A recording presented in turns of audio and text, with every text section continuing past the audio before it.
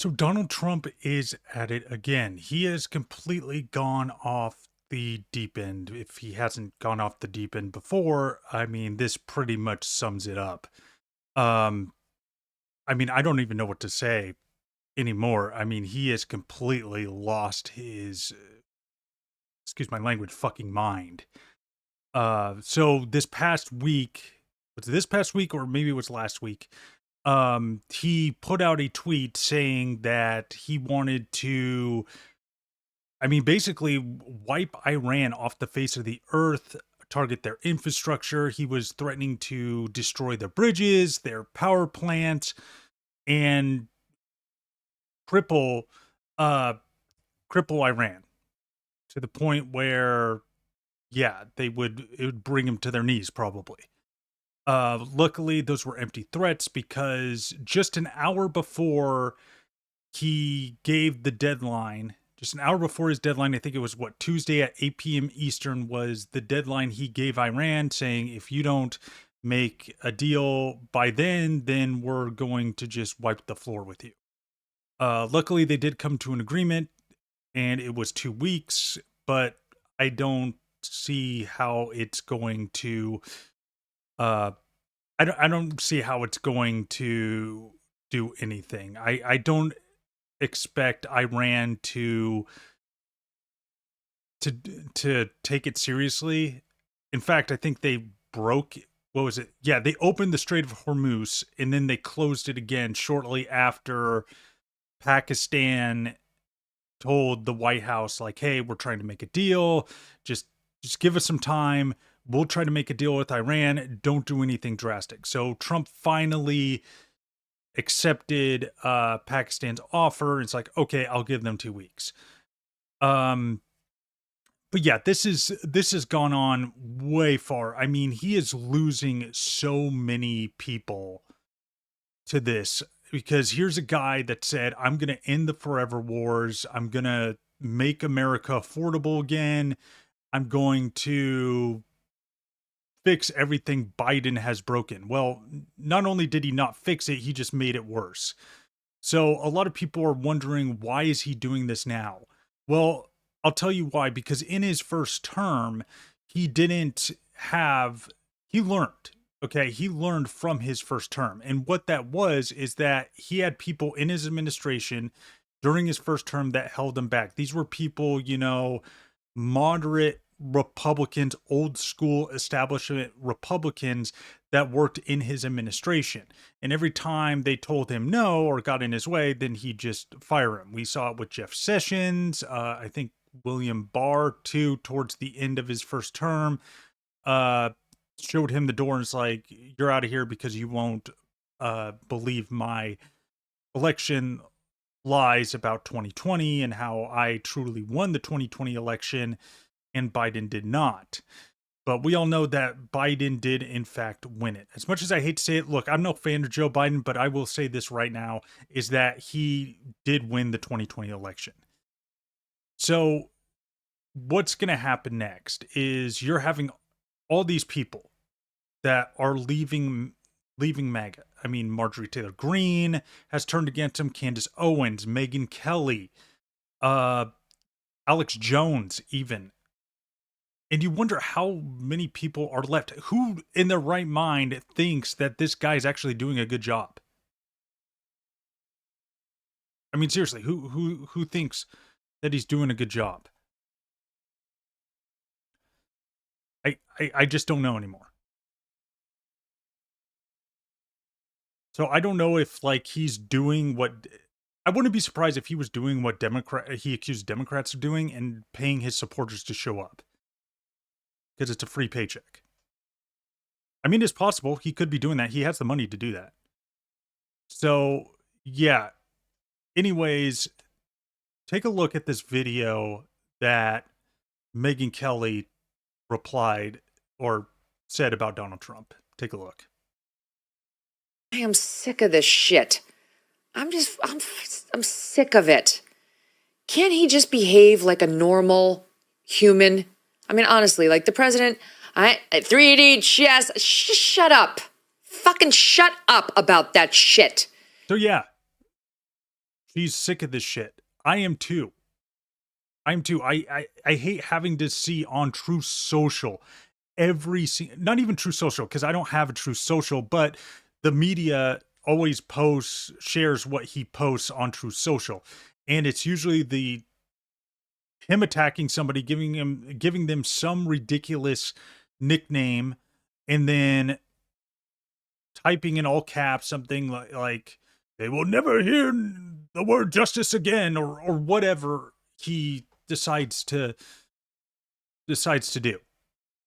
So this guy has completely gone off his rocker. I listen. I was a Trump supporter until, like, I think it was after 2022, because I saw, one, how bad Republicans did in the midterms. They're all saying, oh, there's going to be a huge red wave. There's going to be a red wave. No, there was like a red trickle. And it was just bad. Okay. Yes, they took back the House, but Republicans did not do as well as they were expecting. So, and then you had all the scandals that happened with him, the Stormy Daniels trial, the classified documents, all this. And here's the thing, is that Merrick Garland waited way too long to bring charges against him. Not until after he said he started running again. He could have done this at any time, but no, let's wait until he announces he's running again.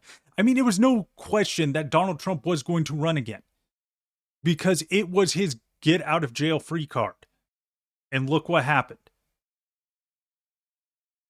I just don't get it. I just don't get it. And now here we are.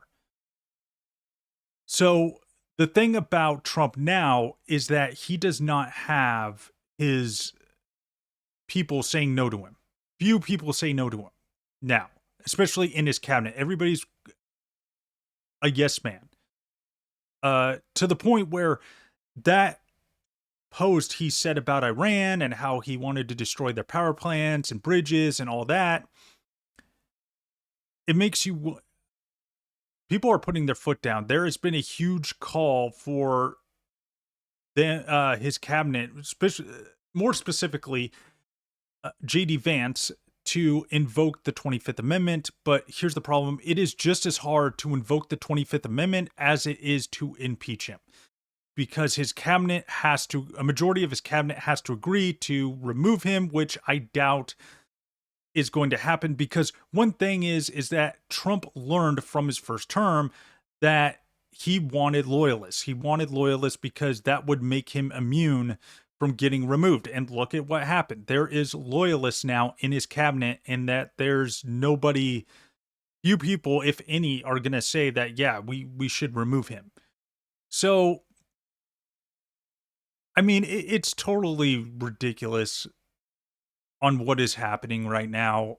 This guy is completely off his rocker. I don't even expect him to make it through another term. Sorry. I mean, in his world, he thinks he can run for a third term, but no.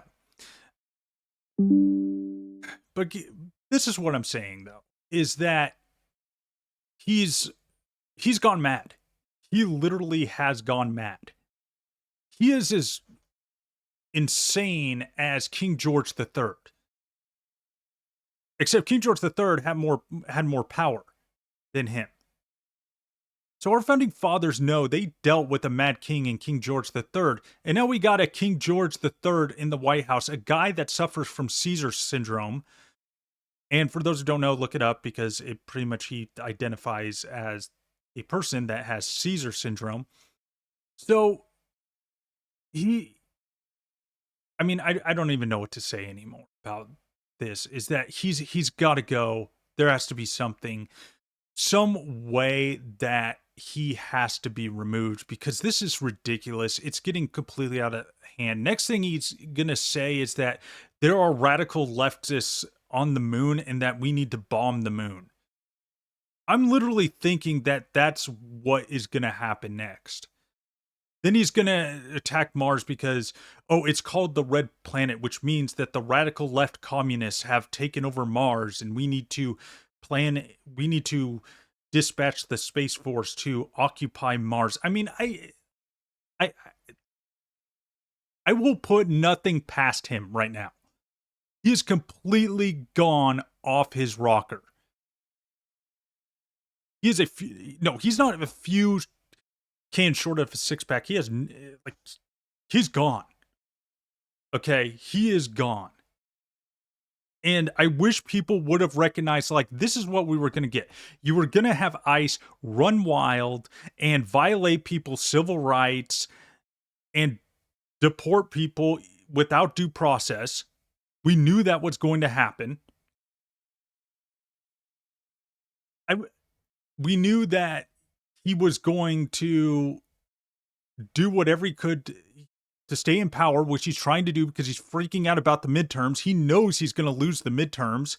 That's why he had Texas gerrymander their map, because he's afraid. He tried to get Indiana to do it, but I applaud the people in Indiana for stepping up to him and saying, no, we're not going to do that. And he's like, we're going to primary him. We're going to primary him. So here's my advice to people, is that with the midterms coming up, if you're in a red state,